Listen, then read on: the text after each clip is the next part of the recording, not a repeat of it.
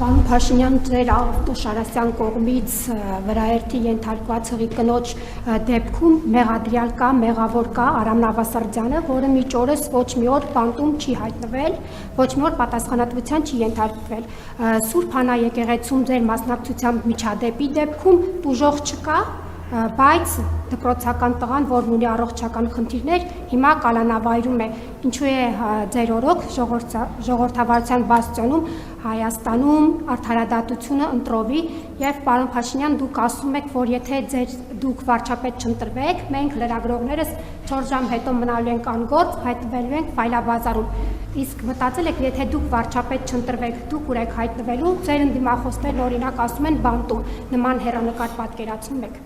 Գիտեք, ես իմ կյանքում բոլոր հնարավոր տեղերում եղել եմ, այնպես որ ինձ ոչ մի բանով չեք զարմացնում։ Ես գործազուրկել եմ եղել, բանտումել եմ եղել, Հայաստանի Հանրապետությունում չգիտեմ քանի քրեակատարական հիմնարկ կա, որ հիմա ուզենամ հաշվեմ,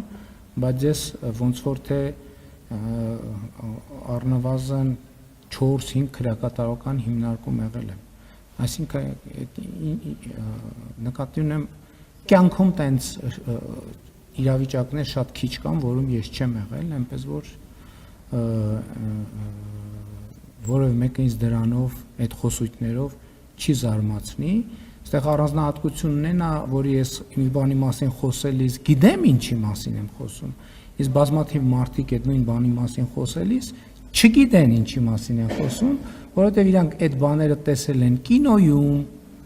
գրքում չեն տեսել, որովհետև գիրք չեն կարդացել եւ պատմել են իրանց։ Իսկ ես ինչի մասին խոսում եմ, գիտեմ ինչի մասին եմ խոսում։ Արդարադատության մասին, գիտեք, արդարադատության ոլորտում մենք բազմաթիվ խնդիրներ ունենք, այնպես չի, որ մենք երջանիկ ենք Հայաստանում արդարադատության վիճակով, բայց դա չի նշանակում, որ ես ձեր նշած դեպքերը գնահատում եմ կամ պիտի գնահատեմ նույն կերպ, ինչպես դուք եք գնահատում, յուրաքանչյուրը ազատ է անել եւ ունենալ իր գնահատականը,